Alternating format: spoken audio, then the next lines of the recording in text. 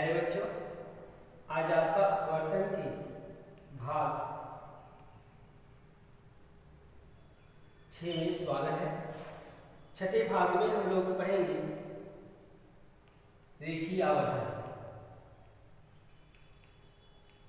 रेखीय आवर्धन क्या होता है? तो चाहे वो दर्पण में हो चाहे लेंस में हो, बताया गया कि रेखीय आवर्धन क्या होते हैं।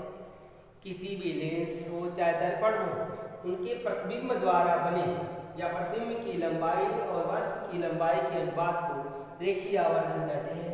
इसको हम यम से दिखाते हैं, स्मॉल एम से दिखाते हैं। तो ये हो जाएगा आई बाई ओ। आई मीन्स हो गया इमेज, ओ से हो गया ऑब्जेक्ट। प्रतिबिंब की लंबाई बटे वस्तु की लंबाई, प्रतिबिंब की लंबाई और वस्तु की लंबाई के अनुपात को रेखीय आवर्धन कहते हैं। तो आप ये जान गए। अब इनकी सहायता से हम UV में भी संबंध लिखते हैं। तो UV एक्ट में या UV में संबंध आप लिखते हैं तो लिख लेते हैं।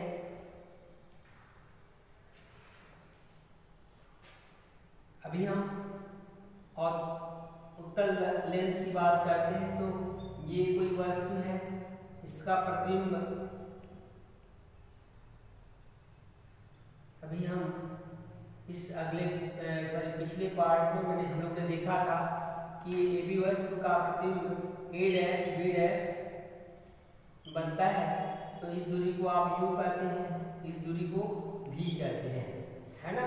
तो आप इस त्रिभुज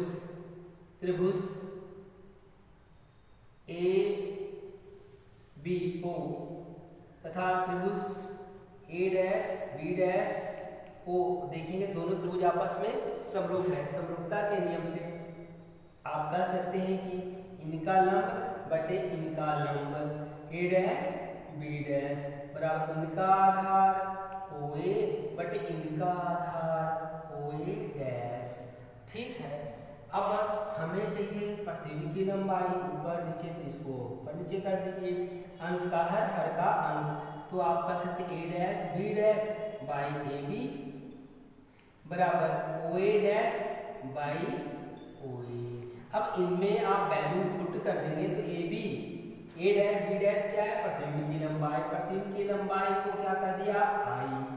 ये वस्तु की लंबाई को O कर देंगे। लेकिन एक बात ध्यान देंगे, जो ये नीचे है वो माइनस, ऊपर है वो प्लस, इधर है माइनस, इस साइड है प्लस। ये देख रहे प्रतिबिंब की लंबाई नीचे है, ये क्या रखेंगे? उल्टा है, इसलिए क्या हो गया? माइनस। और OA डैश ये भी है, भी की साइड है प्लस में ही होगा।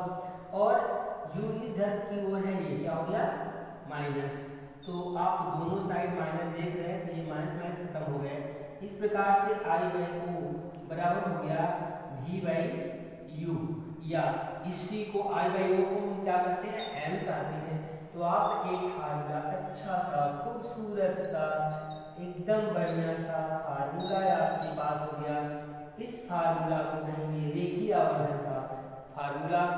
इसमें प्रतिबिंब की लंबाई, वस्तु की लंबाई और ये U और V के बीच में रिलेशन है। तो इस रिलेशन को आप ध्यान देंगे। इस पे आधारित बहुत सारे सवाल आते हैं, तो उन सवालों को हम लोग लगाएंगे। अब इसके बाद रेखीय आवर्धन में के बाद हम बता दें आपको कुछ चीज और है इसमें। लेंस की क्षमता क्या है? लेंस की क्षमता, लेंस की क्षमता, power of lens. Power of lens क्या होता है? कि अगर जितनी भी फोकस दूरियां अगर मीटर में नापी जाए तो फोकस दूरी के व्युत्क्रम को हम लेंस की क्षमता कहते हैं। बिल्कुल आसान सा फार्मूला है। लेंस की क्षमता को हम P से दिखाते हैं। P बराबर हो गया 1/f। कब? जब यह किस में हो? मीटर में हो। किस में हो? मीटर में हो। अर्थात जब किसी लेंस की फोकस दूरी मीटर में व्यक्त की जाए, मीटर में नापी जाए, तो फोकस दूरी के व्युत्क्रम को लेंस की क्षमता कहते हैं। क्या कहते हैं? लेंस की क्षमता कहते हैं। बात यह है कि मीटर में ना नापी जाए, अगर किसी दूसरे पैमाने में नापी जाए, अगर सेंटीमीटर में नापी जाए, तो नो टेंशन, कोई घबराने की बात नहीं है। आप जानते हैं कि 1 मीटर बराबर कितना होता है? 100 सेंटीमीटर। क्या होता है? 100 सेंटीमीटर। तो आप जब मीटर को जब सेंटीमीटर में बदलेंगे तो ये दूरी हो जाएगी P बराबर 1/100, या जब कोई चीज मीटर में सेंटीमीटर में दिया जाता है उसको आप मीटर में व्यक्त करेंगे तो ये हो जाएगा 100/f। ये किस में हो जाएगा? सेंटीमीटर में। तो आपको जब भी अगर किसी सवाल में सेंटीमीटर में दिया है तो इस फार्मूले को रख दीजिए। जैसे कर दिए किसी भी लेंस की फोकस दूरी 25 सेंटीमीटर है, उसकी क्षमता बताइए, तो कहाँ जरूरत है इसको मीटर बदलने की? अगर P बराबर आप बात कर दीजिए कि ये 100 सेंटीमीटर 100/25 बराबर हो गया 25 चौके 100। लेकिन अब बात करें कि इसका जो मात्रक है वो क्या होता है? किसी चीज का मात्रक होता है तो इनका मात्रक होता है डायोप्टर। क्या होता है? डायोप्टर। क्या होता है? डायोप्टर। इसे हम डायोप्टर को D भी लिखते हैं, कैपिटल D, बड़का D। लेंस की क्षमता का मात्रक डायोप्टर, जिसे प्रतीक में करते हैं कैपिटल D, बड़का D से लिखते हैं। अब उस लेंस की अगर फोकस दूरी प्लस में है तो उसकी क्षमता किस में आएगी? प्लस में आएगी। अगर उसकी फोकस दूरी ऋणात्मक है तो उसकी क्षमता ऋणात्मक में होगी। बेटा आप जानते हैं कि किस लेंस की फोकस दूरी धनात्मक होती है और किस लेंस की फोकस दूरी ऋणात्मक होती है? तो मैं आपको बता दूं कि उत्तल लेंस की फोकस दूरी धनात्मक होती है, अवतल लेंस की फोकस दूरी ऋणात्मक होती है। तो अगर वो दिया है कि ये अवतल लेंस की फोकस दूरी है तो अवतल लेंस की फोकस दूरी माइनस में होगी, इसलिए उसका जो आंसर आएगा -4 डायोप्टर आएगा। अगर वो उत्तल लेंस का होगा तो उत्तल लेंस की फोकस दूरी प्लस में होती है तो ये +4 डायोप्टर आएगा। तो इसमें घबराने की बात नहीं है, बस आपको ये देखना है कि किस लेंस की फोकस दूरी दिया है, उसके आधार पे आप सवाल लगाएंगे। एक बात और, अब U भी F के द्वारा भी सवालें आती हैं। अब उस सवाल को हम लोग देख लें, उसके आधारित एक सवाल को, फिर हम इस चैप्टर को समाप्त करते हैं। सवाल इस प्रकार देगा कि उसमें कि वो एक 25 सेंटीमीटर फोकल दूरी का उत्तल लेंस या अवतल लेंस, जो कहेगा तुरंत आप उसको लिख दीजिए। 25 सेंटीमीटर का उत्तल लेंस है तो ये 25 सेंटीमीटर प्लस हो जाएगा, अवतल लेंस है तो माइनस हो जाएगा। उसके सामने 30 सेंटीमीटर दूरी पर कोई वस्तु रखी है।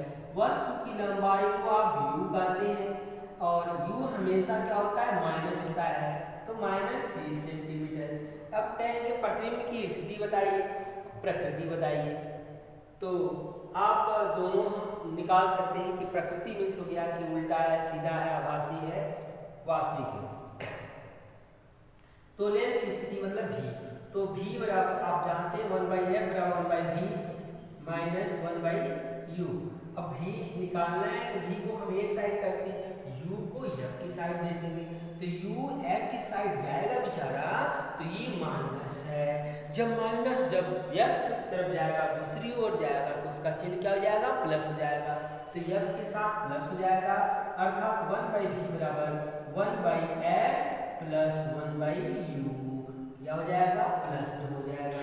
इसमें वैल्यू आप पुट कर देंगे, तो 1/v बराबर 1/f का मान 25 हो गया और माइनस है 30 u का मान।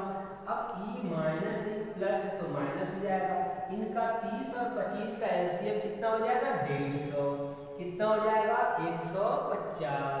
25 का 150, 6 माइनस हो गया और 30 5 हो जाएगा 150, 1 5 हो गया, 6 में से 5 गया 1/150, क्या हो गया? 1/150। इस प्रकार से v का मान कितना आ गया? 150 सेंटीमीटर दूरी पर। ये प्लस में आ गया, प्लस में आ गया तो प्लस में जितनी दूरियां होती है लेंस में वो वास्तविक होती हैं, दर्पण के प्लस में दूरियां आभासी होती हैं, तो ये वास्तविक प्रतिबिंब बन गया। और आप जानते हैं कि अगर लेंस से उत्तल लेंस से अगर वास्तविक प्रतिबिंब बनता है तो हमेशा कैसा बनेगा? उल्टा बनेगा। ठीक है, तो इस प्रकार से आप किसी भी दिए गए सवाल को लगा सकते हैं।